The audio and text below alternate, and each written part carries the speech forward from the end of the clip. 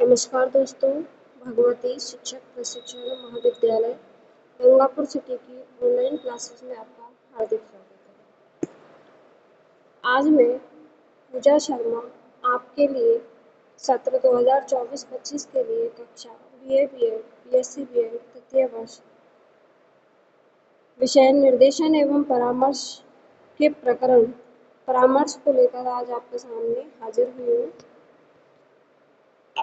आज हम क्या क्या पढ़ेंगे, उनकी जो विशेष सूची है वो इस प्रकार है। परामर्श का अर्थ, सबसे पहले हम परामर्श का अर्थ देखेंगे, फिर परामर्श की परिभाषाएं देखेंगे, फिर परामर्श के उद्देश्य, क्या क्या उद्देश्य हैं परामर्श के, परामर्श कितने प्रकार का होता है, जिनमें शैक्षिक परामर्श क्या होता है, व्यावसायिक परामर्श क्या होता है और व्यक्तिगत परामर्श क्या होता है, इसके बारे में हम इस क्लास में अध्ययन करेंगे।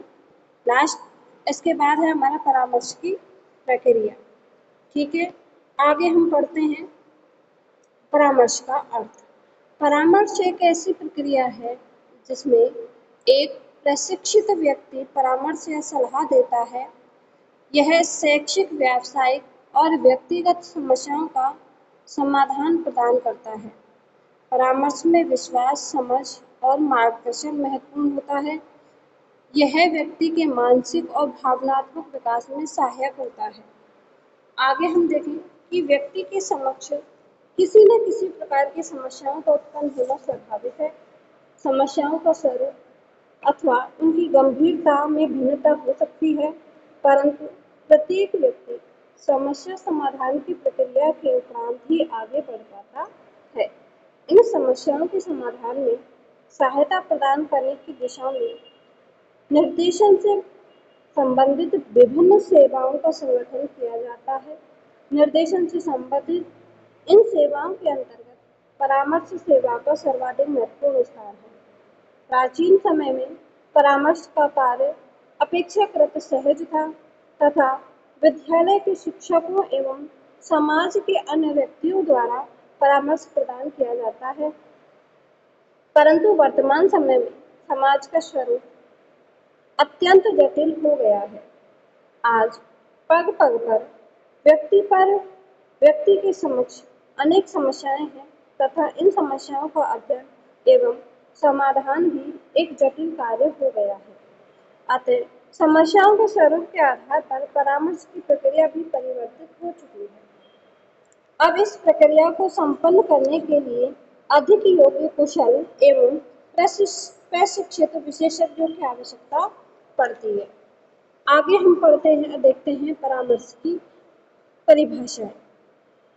पहली जो परामर्श की परिभाषा है वो देखते हैं कि परामर्श एक प्राचीन शब्द है और शब्द को परिभाषित करने के प्रयास प्रारंभ से ही किए गए हैं। वेबस्टर शब्दकोश के अनुसार परामर्श का आशय पूछताछ, पारस्परिक तर्क वितर्क अथवा विचारों का पारस्परिक विनिमय है। इस शाब्दिक आशय के अतिरिक्त परामर्श के अन्य पक्ष भी हैं, जिनके आधार पर परामर्श का अर्थ स्पष्ट हो सकता है। उनके विद्वानों ने इन पक्षों पर प्रकाश डालकर परामर्श का अर्थ स्पष्ट करने का प्रयास किया है। परामर्श के संबंध में सर्वाधिक महत्वपूर्ण तथ्य यह है कि एक ऐसी प्रक्रिया है जिसके आधार पर सेवार्थी को वैयक्तिक दृष्टि से सहायता प्रदान की जाती है। गिलबर्ट के अनुसार, गिलबर्ट क्या कहते हैं? परामर्श सर्वप्रथम एक व्यक्तिगत संदर्भ का परिसूचक है। इसे सामूहिक रूप में प्रयुक्त नहीं किया जा सकता है। सामूहिक परामर्श जैसा शब्द असंगत है तथा व्यक्तिगत परामर्श जैसा शब्द भी संगत नहीं है, क्योंकि परामर्श सदैव व्यक्तिगत रूप में ही संपन्न हो सकता है। परामर्श के आशय के संदर्भ में एक विशिष्ट पक्ष यह भी है कि परामर्श की प्रक्रिया के द्वारा परामर्श प्राप्तकर्ता अथवा सेवार्थी पर किसी निर्णय को थोपा नहीं जाता है, वरन उसकी सहायता इस प्रकार की जाती है कि वह स्वयं निर्णय लेने में सक्षम हो सके। अब आगे इसमें लिखा हुआ है कि जॉर्ज ई मायर्स के अनुसार परामर्श का कार्य तब संपन्न होता है यह सेवार्थी को अपने निर्णय स्वयं लेने के लिए बुद्धिमत्तापूर्ण विधियों का उपयोग करके सहायता प्रदान करता है। परामर्श स्वयं उनके लिए निर्णय नहीं लेता है, परंतु इस प्रक्रिया में सेवार्थी हेतु स्वयं निर्णय लेना उतना ही असंगत है जितना कि बीजगणित के शिक्षण में। शिक्षार्थी के लिए प्रदत्त समस्या का समाधान शिक्षक के द्वारा स्वयं करना है। अब आगे है हमारी परिभाषाएं हैं, वो है पॉल रोजर्स के अनुसार। पॉल रोजर्स क्या कहते हैं? परामर्श एक व्यक्तिगत अनुभव है, अर्थात परामर्श की आत्मबोध की प्रक्रिया में सहायक बताए हुए लिखा है कि परामर्श एक निर्धारित रूप से स्वीकृत एक ऐसा संबंध है जो परामर्श प्रार्थी को स्वयं को समझने में पर्याप्त सहायता देता है, जिसे वे अपने नवीन ज्ञान का उपयोग करके नए निर्णय ले सके। अगला है क्रो एंड क्रो के अनुसार। ये क्या कहते हैं? ये कहते हैं कि यह सीखने की एक प्रक्रिया है, मतलब परामर्श के माध्यम से हम एक सीखने की प्रक्रिया जैसे अधिगम जो होता है वो कहते हैं क्रो एंड क्रो, कि परामर्श के माध्यम से हम अधिगम कर सकते हैं। गिलबर्ट रेन के अनुसार, गिलबर्ट रेन क्या कहते हैं? ये कहते हैं कि परामर्श सर्वप्रथम एक व्यक्तिगत संदर्भ का परिसूचक है, मतलब कि जो परामर्श होता है वो व्यक्तिगत होता है, सामूहिक नहीं होता है। रॉबिन्स के अनुसार, परामर्श के अनुसार परामर्श के अंतर्गत उन समस्त परिस्थितियों को सम्मिलित किया जाता है जो वातावरण से समायोजन हेतु अपेक्षित होती है। अर्थात दूसरे शब्दों में कहा जाए कि परामर्श के अंतर्गत उन समस्त परिस्थितियों को सम्मिलित किया जाता है जो वातावरण से समायोजित करने हेतु अपेक्षित होती है, या जिनके आधार पर परामर्श प्राप्तकर्ता को अपने वातावरण में समायोजन हेतु सहायता प्राप्त होती है। परामर्श का संबंध दो व्यक्तियों से होता है, एक तो होता है परामर्शदाता और दूसरा होता है परामर्श प्रार्थी। परामर्शदाता एवं परामर्श प्रार्थी अपनी समस्याओं का समाधान बिना किसी सुझाव के स्वयं ही करने में सक्षम नहीं हो सकता है। उसकी समस्याओं का समाधान बिना किसी सुझाव के सक्षम नहीं है और उसे इसी के लिए परामर्श की आवश्यकता होती है। ये वैज्ञानिक सुझाव ही क्या कहलाते हैं? परामर्श कहलाते हैं। अगली है हमारा हम्फ्री एवं टेक्सलर के अनुसार। हम्फ्री एवं टेक्सलर क्या कहते हैं? ये कहते हैं कि परामर्श समस्या समाधान में सहायक होता है, अर्थात परामर्श को समस्या समाधान में सहायक बताया है, परंतु उन्होंने यह भी स्पष्ट किया है कि किस प्रकार समस्याओं के समाधान में परामर्श की प्रक्रिया सहायक है।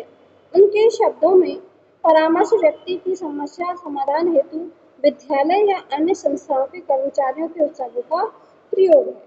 ठीक है, आगे हम पढ़ते हैं परामर्श के उद्देश्य, कि परामर्श के उद्देश्य कौन कौन से हैं। पहला जो उद्देश्य है हमारे सामने वो है परामर्श का मुख्य उद्देश्य आत्मनिर्भरता को बढ़ाना है, अर्थात विद्यार्थियों को अपनी रुचि, योग्यताओं, झुकावों तथा अवसरों इत्यादि को समझकर अपने को अधिक अच्छी तरह से जानने में सहायता करना है। यह समस्याओं को हल करने की क्षमता विकसित करता है। अगला है हमारा, यह सही निर्णय लेने में मदद करता है। इससे अगला है मानसिक तनाव को कम करता है, समाज में समायोजन में सहायता करता है। फिर इसके बाद है कि विद्यार्थियों को अपनी कठिनाइयों को हल करने की योजना बनाने में भी ये सहायता करता है। विद्यार्थियों को उसकी सफलता के महत्व के विषयों की जानकारी देता है। विद्यार्थी के बारे में भी सूचनाएं प्राप्त करता है जो उनकी समस्याओं में समाधान में सहायक हो। शैक्षिक एवं व्यावसायिक चयन की योजना बनाने में छात्र की सहायता करता है। विद्यार्थी और अध्यापक के बीच पारस्परिक समझ की भावना स्थापित करना, विशेष योग्यताओं तथा सही दृष्टिकोणों को प्रोत्साहित एवं विकसित करना। अगला है हमारा शैक्षिक प्रगति के लिए समुचित प्रयास करने की प्रेरणा देना। फिर है हमारे परामर्श के प्रकार। परामर्श के प्रकार है, मुख्य रूप से परामर्श 3 प्रकार का होता है। पहला होता है हमारा शैक्षिक परामर्श, जो शिक्षा के क्षेत्र में दिया जाता है कि हमें आगे जाके कौन सी शिक्षा, कैसी शिक्षा प्राप्त करनी चाहिए जिससे हमें अपना जीवन यापन करने में कोई कठिनाई महसूस ना हो। दूसरा है हमारा व्यावसायिक परामर्श, अर्थात हम किस व्यवसाय का चुनाव करें, व्यवसाय को किस प्रकार से किया जाए ताकि हमें लाभ हो, हानि ना हो। अगला है व्यक्तिगत परामर्श। कई प्रकार के व्यक्ति जो होते हैं उनकी कई प्रकार की समस्याएं होती है, व्यक्तिगत समस्याएं भी होती हैं और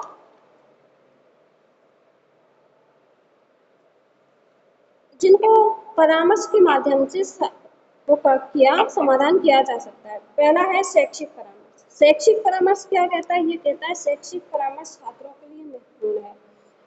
यह विषय चयन और करियर योजना में मदद करता है, शिक्षकों और छात्रों के बीच बेहतर संबंध बनाता है, विद्यार्थियों की अध्ययन तकनीक में सुधार करता है, इससे आत्मविश्वास और आत्मनिर्भरता बढ़ती है। शैक्षिक परामर्श का संबंध विद्यार्थियों के अध्ययन के लिए पाठ्यक्रम के निर्णय के बारे में सहायता प्रदान करने से है। विभिन्न अभिरुचियों, विभिन्न क्षमताओं और प्राकृतिक झुकावों या प्रवृत्तियों के कारण तथा इनके संदर्भ में विद्यार्थियों की सहायता शैक्षिक परामर्श द्वारा की जा सकती है। संक्षेप में यह कहा भी जा सकता है कि व्यक्ति की शिक्षा संबंधी समस्याओं में सहायता प्रदान करता है शैक्षिक परामर्श। अगला है हमारा व्यावसायिक परामर्श। व्यावसायिक परामर्श का अर्थ होता है कि व्यवसाय में हम किस प्रकार के व्यवसाय का चुनाव करें, इसके लिए व्यावसायिक परामर्श की आवश्यकता पड़ती है। पहला है हमारा व्यावसायिक परामर्श कैरियर में मार्गदर्शन देता है। यह नौकरी चयन में सहायता करता है, व्यक्ति के कौशल और रुचि के अनुसार सुझाव देता है, नौकरी बाजार की जानकारी प्रदान करता है, व्यावसायिक विकास और संतुष्टि में मदद करता है।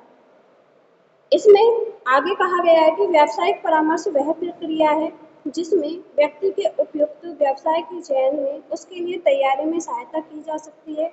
व्यवसाय संबंधी निर्णय की प्रकृति बहुत गंभीर मामला होता है, इसमें विशेष ध्यान देने की जरूरत होती है, वरना कुसमायोजन और अप्रसन्नता इसके परिणाम हो सकते हैं। अगला है हमारा व्यक्तिगत परामर्श। व्यक्तिगत परामर्श क्या कहता है? व्यक्तिगत परामर्श कहता है कि व्यक्तिगत परामर्श भावनात्मक समस्याओं का समाधान करता है, यह आत्मसम्मान को बढ़ाता है, संबंधों में सुधार करता है, मानसिक तनाव और चिंता को कम करता है, व्यक्ति को आत्मविश्लेषण करने में मदद करता है। अब इसमें व्यक्ति की संवेगात्मक समस्याएं इतनी अधिक हो जाती हैं कि व्यक्ति कुसमायोजन का शिकार हो जाता है। वह एक सामाजिक प्राणी है, उसका समाज के साथ समायोजन अत्यंत आवश्यक है। संवेगों में असंतुलन की वजह से चिंता, अकेलापन, आत्मविश्वास की कमी इत्यादि समस्याएं आ जाती है, जिसे व्यक्तिगत परामर्श से ही दूर किया जा सकता है। अगला है हमारा परामर्श की प्रक्रिया, अर्थात परामर्श की प्रक्रिया कई चरणों में होती है। ये सबसे पहले जो होती है वो होती है समस्या की पहचान करना, कि सबसे पहले व्यक्ति की समस्या क्या है, डाटा एकत्र करना और उनका विश्लेषण करना, कि इन समस्याओं का कारण क्या है और उनका विश्लेषण करना, समस्या का समाधान प्रस्तावित करना, कार्रवाई और मूल्यांकन करना। अर्थात परामर्श अथवा उपबोधन एक प्रक्रिया, एक विशिष्ट प्रक्रिया है और इस प्रक्रिया को संपन्न करने से पूर्व इसकी प्रक्रिया के प्रमुख अंगों का ज्ञान प्राप्त करना नितांत आवश्यक होता है। कोई भी प्रक्रिया किसी न किसी दिशा में एक अथवा अनेक उद्देश्यों को प्राप्त करने के लिए ही संपन्न की जाती है। अतः लक्ष्य अथवा उद्देश्य किसी प्रक्रिया का प्रमुख बिंदु माना जाता है। इस लक्ष्य को अपने समक्ष रखकर ही प्रयासकर्ता विशिष्ट कार्यों का संपादन करता है। परामर्श का प्रमुख लक्ष्य विद्यार्थी अथवा अन्य किसी सेवार्थी में आत्मबोध एवं सामंजस्य की योग्यता विकसित करता है। इस योग्यता के विकसित होने पर वह स्वयं ही अपनी समस्या का समाधान करने योग्य बन जाता है। इस प्रकार लक्ष्य किस प्रकार की व्यावहारिक क्रियान्विति का प्राथमिक आधार है। इसके अतिरिक्त जिसके लिए प्रयास किया जा रहा है तथा जिसके द्वारा प्रयास किया जा रहा है, अर्थात परामर्शदाता एवं परामर्श प्रार्थी भी परामर्श की प्रक्रिया के प्रमुख आधार बिंदु होते हैं। इसलिए यह कहा जाता है कि परामर्श एक त्रिध्रुवीय प्रक्रिया है जिसके 3 प्रमुख अंग है। पहला है लक्ष्य, दूसरा है परामर्शदाता और तीसरा है हमारा परामर्श प्रार्थी। समाहारक परामर्श की प्रवृत्ति के अनुरूप इसके अंतर्गत आवश्यकता पड़ने और सेवार्थी के हित में होने पर भावनात्मक अभिव्यक्ति पर नियंत्रण भी लगाया जा सकता है। इसमें उपबोधक पूर्ण रूप से तटस्थ नहीं रहता है। इसमें परिस्थिति के अनुरूप उपबोधक तथा सेवार्थी के संबंधों के मध्य कुछ पूर्व निश्चित दूरी निहित रहती है। इस सिद्धांत का प्रतिपादन F.C. थॉर ने किया। अगला है हमारा परामर्श की सिद्धांत कि परामर्श विभिन्न सिद्धांतों पर आधारित होता है। पहला है व्यक्तित्व सिद्धांत, दूसरा है व्यवहारवादी सिद्धांत और तीसरा है मानवतावादी सिद्धांत। यह सिद्धांत परामर्श प्रक्रिया को प्रभावित करते हैं। परामर्श एक ऐसी प्रक्रिया है, एक परामर्शदाता के लिए यह समझना आवश्यक है कि परामर्श एक मंद गति से चलने वाली प्रक्रिया है। इस तथ्य को न समझ पाने के कारण परामर्शदाता तथा परामर्श प्रार्थी दोनों ही निराशा का भाव उत्पन्न हो सकता है। परामर्श प्रत्येक व्यक्ति के लिए है। विद्यालय स्तर पर परामर्श केवल बाधाओं तथा विभिन्न प्रकार के आर्थिक, सामाजिक व अन्य समस्याओं से जूझने वाले बच्चों के लिए नहीं है, बल्कि प्रत्येक व्यक्ति के लिए, प्रत्येक बालक के लिए आवश्यक होता है। परामर्श का अर्थ केवल परामर्श देना ही नहीं होता है, बल्कि प्रार्थी के साथ, उसकी परिस्थितियों के साथ प्रत्येक कदम पर चलने वाली सोच तथा मार्गदर्शन है। परामर्श प्रक्रिया प्रार्थी को न्यायपूर्ण सोच के योग्य बनाती है। परामर्श प्रक्रिया समस्या को सुलझाने की कोई विधि नहीं है, बल्कि व्यक्ति को अपनी समस्या का समाधान ढूंढने में सहायता प्रदान करती है। परामर्श प्रक्रिया साक्षात्कार नहीं, बल्कि प्रार्थी से बातचीत करके उसमें आत्मनिरीक्षण का विकास करना है। परामर्श के दाता के लिए कुछ तथ्यों की जानकारी बहुत आवश्यक है। नंबर 1, इस दुनिया में प्रत्येक व्यक्ति का स्वभाव और प्रकृति अलग अलग होती है। अर्थात हम कह सकते हैं कि प्रत्येक व्यक्ति में वैयक्तिक विभिन्नताएं पाई जाती हैं। परामर्शदाता को प्रार्थी की आलोचना व समस्याओं का समाधान करना चाहिए। परामर्शदाता केवल प्रार्थी के लिए परामर्श, प्रेम तथा सहयोग द्वारा ऐसा वातावरण तैयार करता है जिसमें प्रार्थी को आत्मनिरीक्षण करने तथा जीवन को बेहतर ढंग से समझने का अवसर प्राप्त हो सके। अगला है हमारा एक सफल परामर्शदाता के गुण। क्या क्या गुण है? एक सफल परामर्शदाता में कई गुण होते हैं। परामर्शदाता को एक अच्छा श्रोता होना आवश्यक है, क्योंकि जब तक परामर्शदाता एक अच्छा श्रोता नहीं हुआ या परामर्श प्रार्थी जो है उसकी समस्याओं को अच्छी तरीके से नहीं सुनेगा, तो वो एक सफल परामर्शदाता नहीं हो सकता है। क्योंकि जब तक हम एक परामर्श प्रार्थी की समस्याओं को नहीं सुनेंगे, तब तक हम उसे कोई भी किसी भी तरह का परामर्श नहीं दे पाएंगे। दूसरा है सहानुभूति और धैर्य का होना आवश्यक है। मतलब एक सफल जो परामर्शदाता होता है उसमें सहानुभूति होनी चाहिए और धैर्य भी होना चाहिए। हो सकता है कि जो परामर्श प्रार्थी है वो सहानुभूति के माध्यम से अपनी समस्याओं को आपके सामने बहुत अच्छी तरीके से रख पाए, और के साथ ही आप में धैर्य भी होना चाहिए। गोपनीयता बनाए रखना आवश्यक है। एक जो सफल परामर्शदाता होता है वो परामर्श प्रार्थी की जो गोपनीयता है, जो उसकी समस्याएं हैं, उनको गोपनीय बनाए रखने की आवश्यकता होती है एक सफल परामर्शदाता को। अगला है सकारात्मक दृष्टिकोण होना चाहिए। एक सफल परामर्शदाता का जो गुण है वो है सकारात्मक दृष्टिकोण। चाहे कैसी भी समस्या हो, उसके प्रति उसका दृष्टिकोण सकारात्मक होना चाहिए। अगला है परामर्श में नैतिकता। नैतिकता परामर्श का एक महत्वपूर्ण भाग है। गोपनीयता बनाए रखना चाहिए, अर्थात सीधी सी बात है, परामर्श में जो समस्याएं हैं परामर्श प्रार्थी की, उनको हमें पूरे समाज के सामने प्रकट नहीं करना चाहिए। सत्य, निष्ठा और निष्पक्षता आवश्यक है। ये नहीं होना चाहिए कि हम किसी के साथ भेदभाव कर रहे हैं या उसकी जो सूचनाएं हैं उनको हम दूसरों के सामने उजागर कर रहे हैं। व्यक्ति की गरिमा और स्वतंत्रता का भी सम्मान होना चाहिए। अनुशासन का पालन किया जाना चाहिए। अगला है परामर्श की चुनौतियां। परामर्श के दौरान कई चुनौतियां आती हैं। लोगों में जागरूकता की कमी है। सीधी सी बात है, परामर्श अगर किसी व्यक्ति को कहा जाए कि आप किसी से परामर्श लीजिए, तो सारे लोग उसमें तरह तरह की बातें बनाने लगते हैं, जिससे कि लोगों में जो व्यक्ति है वो आत्मविश्वास खो देता है अपना और वो परामर्श नहीं लेना चाहता है। पर्याप्त प्रशिक्षित परामर्शदाता नहीं, आज हमारे भारत में पर्याप्त प्रशिक्षित परामर्शदाता मिलते ही नहीं है। दूसरा है गोपनीयता बनाए रखने की कठिनाई, अगर कोई व्यक्ति उसके बारे में आके पूछता है तो हम थोड़ी बहुत कठिनाई उसमें आती है। संस्कृति और सामाजिक धारणाएं बन सकती हैं। अगला है हमारा भारत में परामर्श की स्थिति। शिक्षा संस्थानों में परामर्श सेवाएं उपलब्ध हैं। सरकार और एनजीओ परामर्श सेवाएं बढ़ा रहे हैं। अभी भी लोगों में जागरूकता की आवश्यकता है। तकनीकी विकास ने ऑनलाइन परामर्श को बढ़ावा दिया है। भविष्य में परामर्श सेवाओं की मांग और बढ़ेगी। इन सब से क्या निष्कर्ष निकलता है वो देखते हैं हम। परामर्श एक आवश्यक प्रक्रिया है। यह व्यक्तिगत और व्यावसायिक जीवन में सहायक होता है। एक अच्छा परामर्शदाता समाज के विकास में योगदान देता है। भारत में इसकी महत्ता बढ़ती जा रही है। धन्यवाद। आज की क्लास आपको कैसी लगी? इसके लिए आप हमारे चैनल को सब्सक्राइब करें, बेल आइकन दबाएं और सबसे पहले ऐसी ही वीडियो को सबसे पहले लाभ उठाएं।